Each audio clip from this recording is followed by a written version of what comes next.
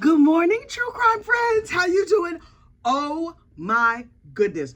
What a crazy day we had on Friday. Okay, so first, we are talking about the state of Florida. Dogs, don't start with me today. You see me talking to the people. Okay, we need to talk about the state of Florida versus Laurie Shaver. We had the rebuttal case, we had closing arguments, and we had a verdict. Oh, you know how I love a verdict. Okay, and in honor of Miss Laurie Shaver, I am wearing my half a what?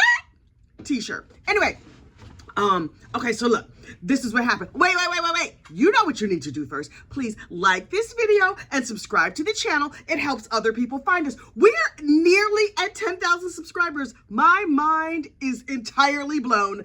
Thank you so much. We'll look on to Laurie Shaver. Okay, so look, first of all, we get to court on Friday and we're like, okay, I thought we were just gonna have closing statements, but no. So much more happened than that. The state was like, we have some rebuttal witnesses we like to bring up here to say just a couple little things, and I think they're gonna be helpful to you. So don't you fret, we're gonna have you out of here in no time. That was a lie, but that's okay.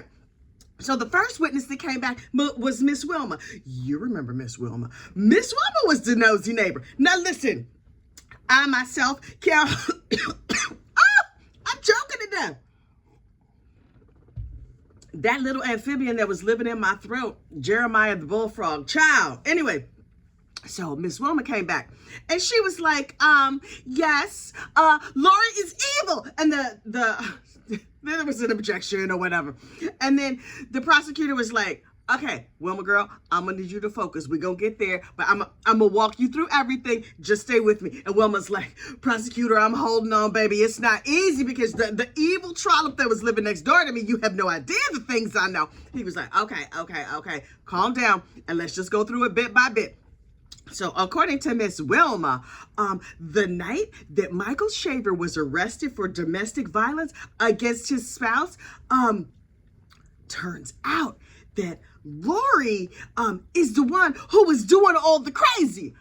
Okay, and I was like, okay, Wilma, but you like that? Obviously, that's hearsay. And then she was like, Mike was very badly damaged. And I was like, okay, I believe you, girl, but I mean, pictures or it didn't happen. She's like, I have pictures. I was like, wait, what? Nosy neighbor Wilma, the hero, one of the heroes of this story, took pictures of Mike on the night in question. So the neighbor just shows up, or you go to the neighbor's house and you're like, hey, can you help me? I need a Band-Aid or something. And she's like, yes, baby, here's some peroxide. But first, let me get my iPhone out. Can you turn to the left? Click. Can you turn to the right? Let me get a picture of all them injuries. Wilma took pictures of his injuries. Okay. Also, that sounds like something I would do. Be like, baby, you gonna need these because when you go to court, you gonna need these. And then keep in mind, Mike has no longer been on this mortal coil for 9 years. Miss Wilma saved these pictures for 9 years. She is an American hero. Look, in the annals of nosiness and neighbors, Miss Wilma, she right up there. She like the George Washington of nosy neighbors. I'm telling you right now. So Miss Wilma showed up with the pictures and I was like, yes, Wilma girl, come through. And then this other friend, child whose name escapes me, was like, I showed up after Mike was disappeared. And Laurie was selling off his stuff. So I had to go to the bathroom. A ruse of nosy people everywhere. And she was like, so I was looking around, you know, she was probably like, I'm just gonna go over here and tinkle. It's just gonna be 1 second. Let me look in this medicine cabinet. And she noticed that all Mike's stuff was still there. All his clothes were still there. His shoes was still there. Girl, how hard was you looking? You were just supposed to go and pee. What is happening? But she was like, And then Laurie told me with her very own lying lips, out of her very own mouth, she was like, yeah, that night that we had that big situation, I caused those injuries to myself. Mike didn't really do anything. I caused those injuries to myself, but then to keep me from going to jail, to keep me away from the kids, so that I wouldn't be away from the kids, he just took the blame for it. Oh, so now Laurie's story in court is saying he was brutal to me. He did all these terrible things to me. But the friend got on the stand and was like, She confessed and she told me she did all of that. Yo, these friends have no love for this trollop Laurie Shaver, which honestly, I can't really blame them. But keep in mind, she is still innocent until proven guilty at this point in the trial. But I was like, I am leaning in. I am listening to every single thing. And then with those witnesses dealt with, the prosecution got up and they were like, okay, here's our closing statement. And they retell the whole story of the crime. Look, this is like the 4th or 5th video about this crime. I will link the playlist for Laurie Shaver in the description box of this video so you can watch all the Laurie Shaver coverage. But the bottom line is the prosecutor got up and he went over his closing. He told us the whole story that happened again, but we already knew. Me personally, I had already made up my mind. And so he was just like, but look, it was not Chinese hackers like her attorney started to say. It was not Jimmy or Jay or any of her other 12,000 lawyers. Also, according to Laurie's story, Mike was shot twice, but they only found 1 bullet and only 1 bullet hole. And I was like, right, lock her up. Okay, wait. We're going to be fair, and we're going to hear the closing statement from the defense attorney. So the defense attorney got up. First of all, I personally watch everything on YouTube on 2X, the way the Lord intended, right? Fast, because that's how my brain moves. It moves fast. This man talks in like 0.5. I was like, why is he talking so slow? Can we turn him up a little bit? I just needed it to go faster. Lord Jesus, he was talking so slow. It was painful. But he was like, let me dig down here and scrape the very, very bottom of the barrel and pull up everything I could find and try and make it look like this evil trollop ain't do the things that she's accused of doing. He was like, the founding fathers and the Constitution. I was like, wait. I know you're not bringing John Hancock and them into this. You're bringing founding fathers into this case and this lying heifer unfortunately unaliving her husband and the Constitution? Okay. Sir, this woman ain't got nothing to do with the founding fathers or the Constitution, though given a chance, she probably would have slept with him. But anyway, he was just like, also, UFOs and Joe Rogan and Jordan Peterson. Sarah, what are you talking about? He was like, this could be a conspiracy theory. I believe that the police came up with a conspiracy theory. Okay. It would be a conspiracy theory if there wasn't all of that evidence, because it was a whole lot of evidence that shows that she committed this crime. But if you want to go with conspiracy theory, okay, sir. And he was just like, listen, yes, my client was the town bicycle. Did every man in town get a ride? Yes, she slept around a whole lot. Heifer was out here giving it up out of both draw legs. But does that make her a terrible person? And I'm thinking to myself, no. It does make her a shady garden tool who is probably an unfortunate unaliver, but it does not necessarily make her a terrible person. Also, she need to watch out because clearly her good pocketbook is all messed up now. All them people running in and out. But I was like, okay, we're not mad at her because her kitty is feral. But okay. He was just like, the district attorney brought in proof of her sluttery because he wants you to feel bad about her, and even the town bicycle deserves a fair shake. And I was like, what are you talking about here? Why is this man talking about the fact that his client is a trollop? Also, how's she paying you, sir? I'm asking for myself. Anyway, he was just like, there's no proof she lied, except for all the proof that they brought that she lied. Other than that, there's no proof. Aside from that, there's no proof at all. Okay. Got you, I think. And then he was just like, she has no duty to report a crime. I mean, if her daughter unfortunately unalived her husband by applying lead to the back of his head, she does not have to report that. And in truth, she does not have to report that. But also what she does not have to do is wrap him in a cold sheet, drag him to the backyard and bury him in a hole. Even if she didn't do this, which I believe she did, the dragation and the burying and all covering it up and then putting down a cement slab over him. I'm not saying that makes her look guilty, but it may, in a court of law, make her look a skosh guilty. Forget about the sluttery, right? You could give it up out of both draw legs if you so choose. That's your business. Ain't got nothing to do with me. But You're not supposed to unfortunately unalive people. If somebody gets unfortunately unalived in your house, you should maybe try and clean that up. Also, you should not try and cover it up, though. According to the defense attorney, his theory of the crime was fascinating to me.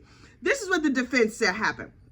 So Laurie and Mike were fighting. Laurie's 7-year-old daughter was like, "Oh, I gotta save my mama. Oh, there's a gun over there." And so she picked it up with both hands. She could barely hold it. And she fired a shot from a great distance. She's not sure if it hit him or not. But he stopped moving and he maybe started having a seizure. And exactly at that minute, one of the men that Laurie was dealing with swooped in and said, "Laurie, take the kid." No, swooped in, grabbed the pew-pew, and applied more lead to the back of Mike's head. And they said, "Laurie, girl, take the kids to school, because that's what you do when a violent crime has been committed. But wait, before you go, kids, if you tell what happened, I'm going to do to you and your mom what I just did to your dad. So, shh." And the kids, 7 and 4 or 5, were like, "Okay, that sounds good. We're never going to say a word about it for many, many years."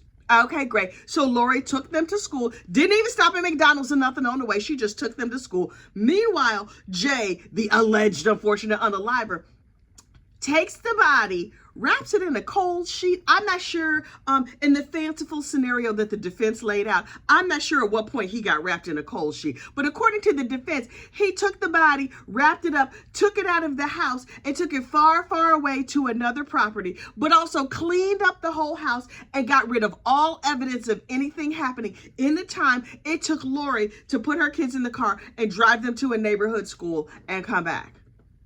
Okay.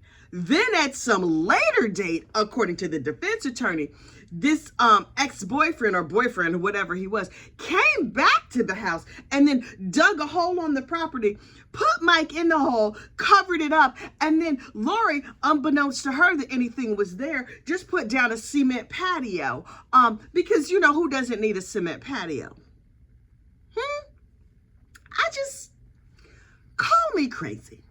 I'm of the Occam's razor school of thought that, like, the most logical answer is probably the right one, and that answer, not logical at all. But I was like, okay, fine. Let's just say that happened, Mr. Defense Attorney. I'm looking at you crazy, although for creative writing, it was very interesting in the genre of fiction. Okay, cool. But in terms of just like regular creative writing, you get like a D. Because that didn't make no kind of sense to me. Hang on, my throat is dry. So I'm like, this is what you're telling us. Okay. Then the jury goes out to deliberate, right? And I'm over there, and I'm Woman and Brandy Churchwell's live stream, you know, the 13th Juror podcast. Brandy let me sit in on Friday, and I was just like, do. I'm going to twiddle my thumbs. It's going to take this jury 25 minutes, and then I'm sure they're going to come back with the verdict. And then Brandy jumps on the live stream with us, right? And so she was like, y'all, Laurie Shaver and her friends and family are stalking me around the courthouse. Ma'am. So Brandy would sit down, and then the Shavers would come and sit real close to her. So Brandy would move to another spot, and then they would move to where she was. What? Look.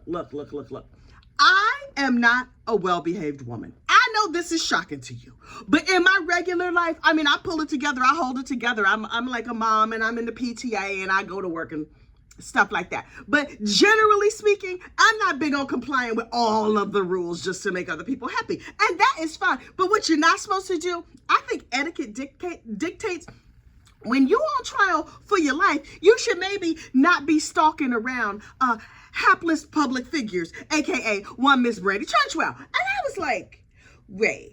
She has a podcast, and she can say what she want to say. She's live right now. You know she's reporting live right now that you are stalking her around the courthouse, and all of us are talking about it and clutching our pearls and gasping and waiting for the court to come back and find you guilty and throw you trifling behind in jail. But this is what you're doing with your time.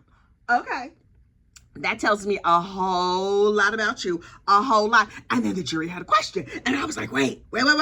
Jury, are y'all close? I was really hoping it was a verdict, but they had a question. So we went in and we sat and we listened patiently. And they were like, hey, judge, listen, when the police came to her house and they found the body, and then they called her to be like, hey, girl, we found a body, but you can go back home now. Can you play that call back so we can hear it? Now, listen, they played it over there on the court TV, but on the live stream, we could not hear it. But when they played it back, back. Listen, I went back and listened because you know I'm that kind of nosy. They were like, hey, Laurie, girl, listen, it's us, the police. Thanks so much for having us this afternoon. You didn't make us no sweet tea, but that's okay. We went and got some sweet tea out of the bottle. It's a shame because this is Florida. You should have just given us some sweet tea, but fine. So listen, we were down at your house and we picked up a couple of things. We took some dirt samples. Also, there were skeletal remains on your property. And Laurie's response was like, okay, great. Do I need to sign anything? Now, I'm not saying that I know what to do in every circumstance.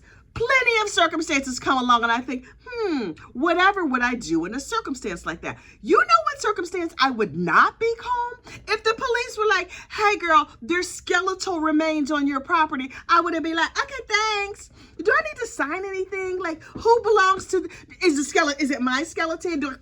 Do you get a skeletal receipt? I'm not clear. She was like, okay, thanks.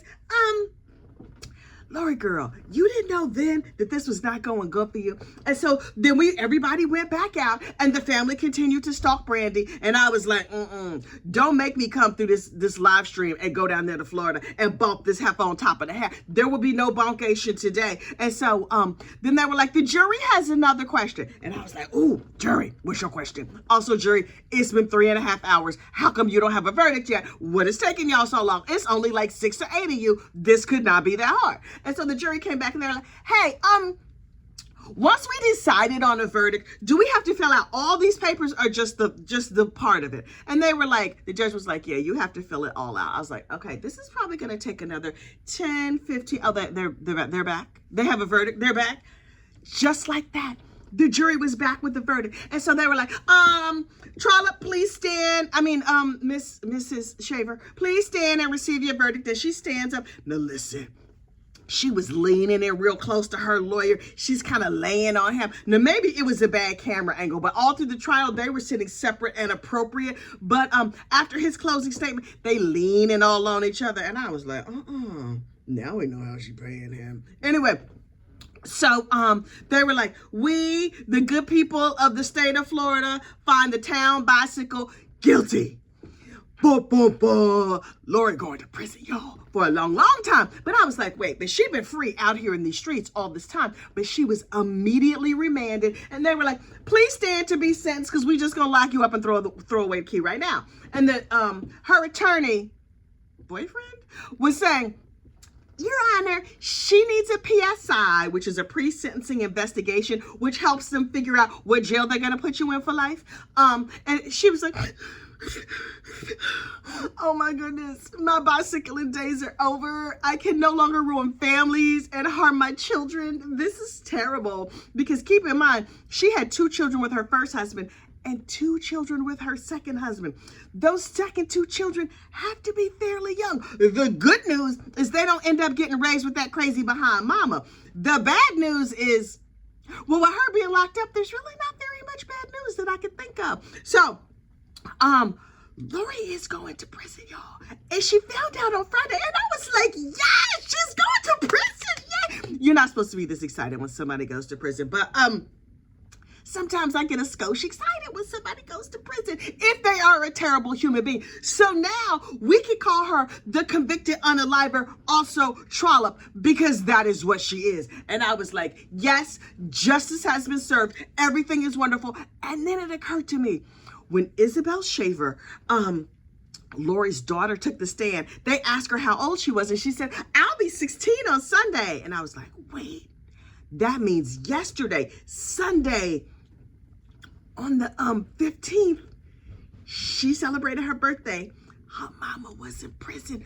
I know that they thought, oh, there's going to be a homecoming party and my birthday. It's going to be a great day. Now, was it a great day? Yes, absolutely it was. But it was a great day with Laurie locked up over there in the prison. Look, I don't know what's going to happen next. She's going to get officially sentenced in like 60 days or something like that. I will be here. I believe it's going to be a very long sentence. She was convicted of 2nd-degree murder because the body was too old. They couldn't prove 1st degree. But she going down. She going down, down, down. But you know, she like going down from what I heard. But listen, You ain't heard none of that from me.